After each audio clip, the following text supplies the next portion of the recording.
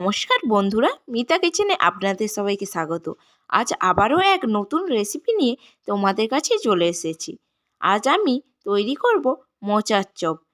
যে কোনো সন্ধ্যের আড্ডাতে মোচার চপ কিন্তু খুবই সুন্দর লাগে। আপনারা দোকানে তো অনেক ধরনের চপ কিনে খান, একবার বাড়িতে এই মোচার চপ ট্রাই করে দেখতে পারেন। খুবই দারুণ স্বাদের এই মোচার চপের রেসিপি আজ তোমাদের সাথে শেয়ার করতে চলেছি। মোচার চপ বানানোর জন্য অবশ্যই তো মোচার প্রয়োজন হবে, তাই আমি কিছুটা মোচা এইভাবে ছাড়িয়ে নিয়ে ছোট ছোট করে কেটে নিয়েছি। কাটা হয়ে গিয়েছে আমার, দেখতেই পাচ্ছ কীরকম ছোটোভাবে কেটেছি। মোচাটাকে ভালো করে জল দিয়ে ধুয়ে নিয়েছি। এরপর গ্যাসের ওপর নুন হলুদ দিয়ে সেদ্ধ করতে বসিয়ে দেব 5 মিনিট মতো। 5 মিনিট পর সেদ্ধ হয়ে গেলে জল থেকে ছেঁকে নিয়ে একটা পাত্রের মধ্যে রেখে দিতে হবে। মোচার চপ তৈরি করার জন্য আমি এখানে দুটো বড় সাইজের পেঁয়াজ এইভাবে ছোট করে কেটে নিয়েছি, দুটো কাঁচা লঙ্কা কুচি, 1.5 চামচ রসুন বাটা, 2 চামচ আদা বাটা নিয়েছি। এরপর গ্যাসের ওপর কড়াই বসিয়ে কিছুটা সরিষার তেল গরম করে নিতে হবে। তেল গরম হয়ে গেলে তেলের মধ্যে পেঁয়াজ কুচনো দিয়ে হালকা লাল করে ভেজে নিতে হবে। পেঁয়াজটা হালকা লাল হয়ে ভাজা হয়ে এলে দিয়ে দিতে হবে 1.5 চামচ রসুন বাটা। রসুন বাটা দিয়ে দিলাম, দিয়ে কিছুক্ষণ নাড়াচাড়া করে রসুনটা ভাজা হয়ে এলে দিয়ে দেব আদা বাটা। আদা বাটা দেওয়ার সাথে সাথেই দিয়ে দিতে হবে কিছুটা পরিমাণ হলুদ। আদা দেওয়ার সাথে সাথেই হলুদ দেওয়ার কারণ হচ্ছে, হলুদ দেওয়ার পরে আদাটা কিন্তু আর কড়াই থেকে এসে গায়ের ওপর ছিটকে পড়বে না, তাই আদা দেওয়ার সাথে সাথে কিন্তু হলুদ দেওয়া খুবই প্রয়োজন।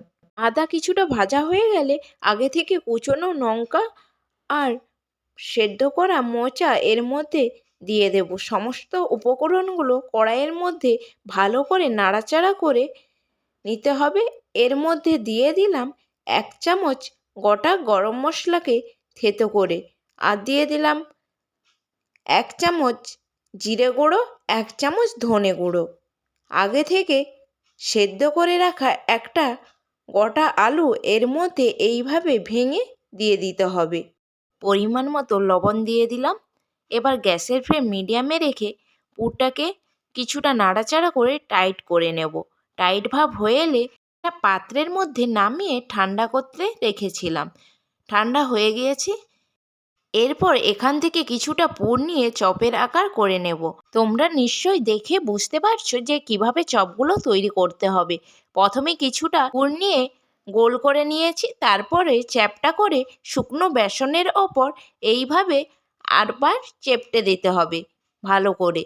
সমস্ত চপগুলোই আমি একইভাবে রেডি করে নেব। সমস্তই চপগুলো আমি একই প্রসেসে তৈরি করে নিয়েছি। সব চপগুলোই আমার রেডি হয়ে গিয়েছে। এরপর আমি বেসনের ব্যাটারটা তৈরি করে নেব। তার জন্য আমি এখানে 1.5 কাপ ময়দা নিয়েছি। তার মধ্যে 1 চামচ লবণ দিলাম, কিছুটা হলুদ, অল্প পরিমাণে বেকিং সোডা দিলাম, আর দিয়ে দিতে হবে 1/2 চামচ গুঁড়ো লঙ্কা। আপনারা ঝালটা আপনাদের পরিমাণ মতো ব্যবহার করবেন। সমস্ত উপকরণগুলোই একর সাথে মিক্সড করে নিয়েছি। এরপর অল্প অল্প জল দিয়ে ব্যাটারটা কিন্তু রেডি করতে হবে। একসাথে জল দিয়ে ফেলবেন না, তাহলে ব্যাটারের ঘনত্বটা বুঝতে পারবেন না, পাতলা হয়ে যাবে। আপনারা দেখে নিশ্চয়ই বুঝতে পারছেন ব্যাটারটা কতটা ঘনত্বের হয়েছে। এইভাবেই কিন্তু ব্যাটারটা রেডি করে নিতে হবে। গ্যাসের ওপর কড়াই বসিয়ে কিছুটা পরিমাণ সরিষার তেল গরম করতে বসিয়েছিলাম। অবশ্যই সরিষার তেল দিয়েই চপগুলো ভাজতে হবে। তেল গরম হয়ে গেলে চপগুলোকে নিয়ে এইভাবে বেসনের ব্যাটারের মধ্যে ডুবিয়ে নিয়ে গরম তেলের মধ্যে ছেড়ে দিতে হবে। আমি এখানে একসাথে 3টে চপ ভেজে নেব। তার জন্য আমি 3টে চপ তেলের মধ্যে দিয়ে দিয়েছি। গ্যাসের ফ্লেম মিডিয়ামে রেখে উল্টে পাল্টে লাল করে ভেজে নিলেই রেডি হয়ে যাবে গরম গরম মোচার চপ। তো বন্ধুরা, মোচার চপের ভিডিও তোমাদের কেমন লেগেছে অবশ্যই কমেন্ট বক্সে কমেন্ট করে জানাতে ভুলবে না। আবারও দেখা হচ্ছে নতুন কোনো ভিডিওর সাথে। আজকের ভিডিও এখানেই শেষ করলাম। সবাই ভালো থেকো।